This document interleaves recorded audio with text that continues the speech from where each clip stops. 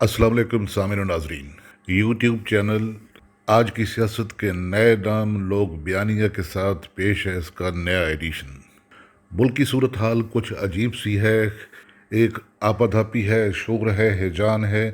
एक तरफ इमरान खान है और दूसरी तरफ मामलात हैं बाहर के जिन्हें एस्टेब्लिशमेंट देख रही है। ऐसे में इमरान खान क्या करना चाहते हैं और एस्टेब्लिशमेंट मामलात को किस तरीके से आगे बढ़ाना चाहती है, इस पे हम गुफ्तगू करते हैं। लेकिन उससे पहले अगर आपने इस चैनल लोग बयानिया को सब्सक्राइब नहीं किया तो इसे सब्सक्राइब कीजिए, शेयर कीजिए दोस्तों के साथ और बेल आइकॉन का बटन ज़रूर प्रेस करें ताकि इसके नए एडिशन आप तक तसलसल से पहुँचते रहें। चारों तरफ से मुख्तलिफ दबाव में घिरा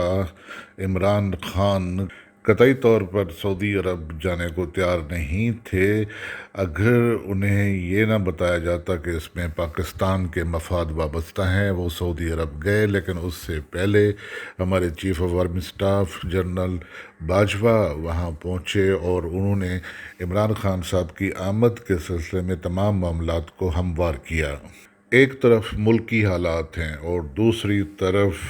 बैरूनी हालात। पाकिस्तान के अंदरूनी खलफशार इमरान खान की निगाह में ज़्यादा वक़्त रखते हैं, उनसे ज़्यादा तेज़ी से हैंडल करना ज़रूरी है, जबकि जो बाहर के मामलात हैं उन पर इमरान खान की तवज्जो उस तरीके से नहीं है कि जिस तरीके से फ़ौज उन्हें टैकल करना चाहती है, ख़ास तौर पर उस वक्त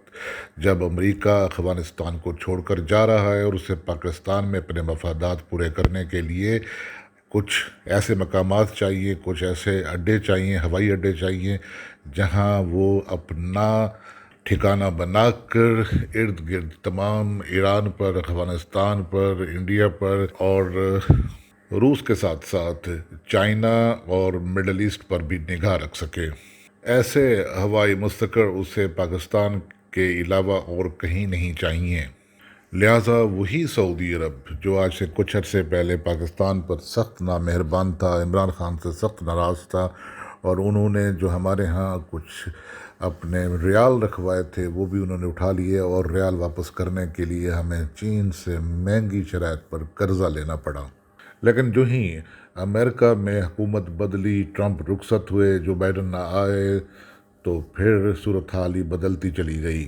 अफ़गानिस्तान से फ़ौजें वापस बुला लेना एक अहम फ़ैसला, लेकिन अफ़गानिस्तान से फ़ौजें निकालने का मकसद ये नहीं है कि यहाँ से अमेरिका का इंटरेस्ट ख़त्म हो गया, अमेरिका की दिलचस्पी ख़त्म हो गई। अमेरिका के लिए ये ख़ित्ता बदस्तूर अहम है जहाँ पर वो आने वाले ज़मानों के लिए भी अपना असर और अपनी वक़्त बनाए रखना चाहता है। उसे ईरान से भी निमटना है, उसे चीन को भी देखना है, उसने रशिया पर भी निगाह रखनी है। मिडल ईस्ट को भी वो किसी और के लिए खाली नहीं छोड़ना चाहता और ना ही वो अरब ममालिक पर अपना जो उसका इन्फ्लुएंस है उसको किसी तौर पर ख़त्म करना चाहता है। तो ऐसे में एक बार फिर सऊदी अरब को आगे बढ़ाया गया ताकि वो पाकिस्तान के साथ गुफ्तगू का आगाज़ करे, पाकिस्तान के साथ अपने ताल्लुकात को नॉर्मल करे और भारत के साथ जो उसने एक अपने फासले कम करने की कोशिश की थी वो फासले उन्हें उसी हद तक रखते हुए पाकिस्तान को भी अपने साथ खड़ा करे। और ख़ास तौर पर अब के जब सऊदी अरब से भी अमरीकी जो सिक्योरिटी फोर्सेस बैठी हुई थी वो उन्हें वापस बुला रहे हैं जो बाइडन साहब, तो उन्हें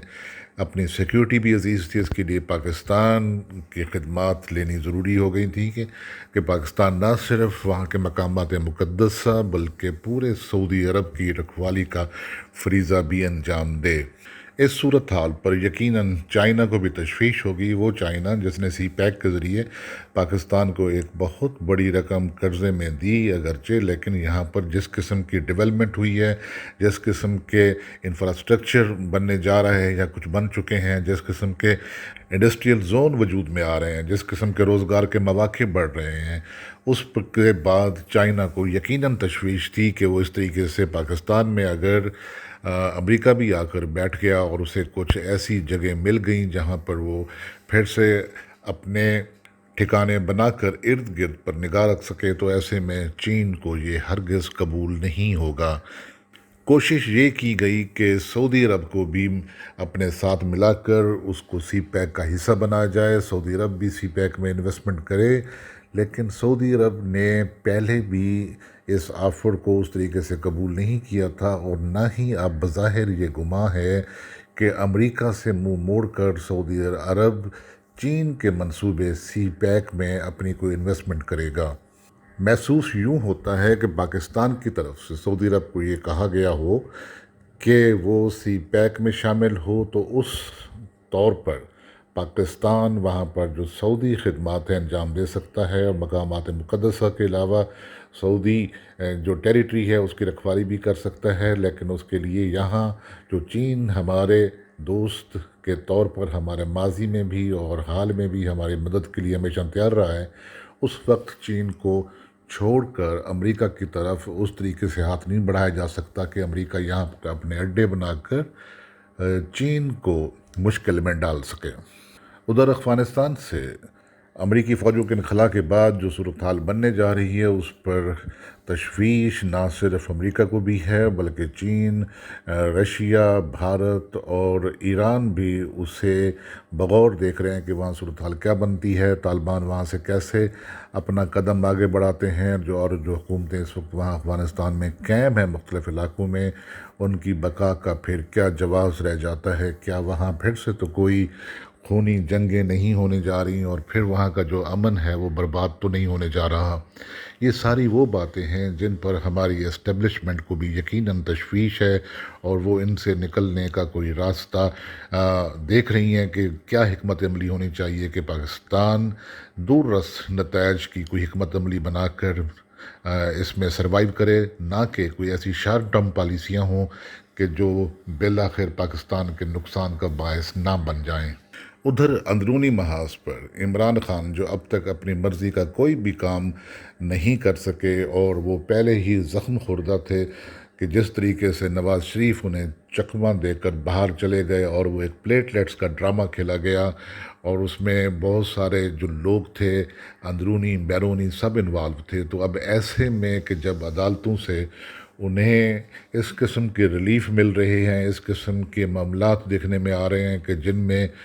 صاف لگتا ہے کہ شریفین جو ہیں ان کی کس طریقے سے طرفداری کی جا رہی ہے اور کس طریقے سے ان کے مفادات کو عزیز رکھا جا رہا ہے، جب یہ ایک موقع یوں ہی نہیں بنایا گیا تھا کہ جب عمران خان نے باہر جانا تھا سعودی عرب کے دورے پر، تو پیچھے سے اجازت لینے کے بعد باہر جانے کی عدالت عالیہ لاہور سے شہباز شریف نے اپنا ٹکٹ پہلے لے لیا تھا، اور وہاں سے وہ نکلنا چاہتے تھے، لیکن بر وقت ان کی اس موو کو ناکام بنا دیا گیا۔ اب معاملات اس طریقے سے عمران خان نہیں چلنے دیں گے۔ وہ اگر کہیں سے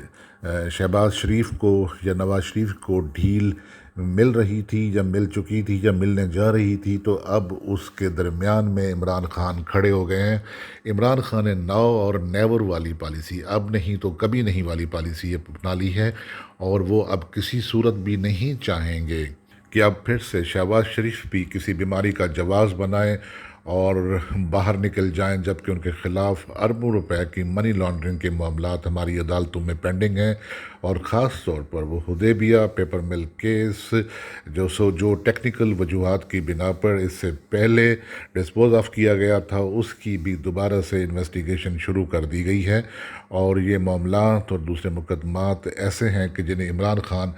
اپنے سب سے پہلے اپنی اول ترجیح میں رکھنا چاہتے ہیں۔ وہ جو ان کی کابینہ ہے اس میں جو لوگ بیٹھے ہوئے ہیں جنہیں وہ نہیں چاہتے تھے کہ وہ وہاں بیٹھے ہوں، وہ بھی ان کے سامنے بدستور بیٹھے ہوئے ہیں۔ پے در پے جو شکستیں ہوئی ہیں انہیں ضمنی الیکشنز میں، یہ بھی ان کے لیے معاملات ایسے ہیں سوچنے کہ جنہوں نے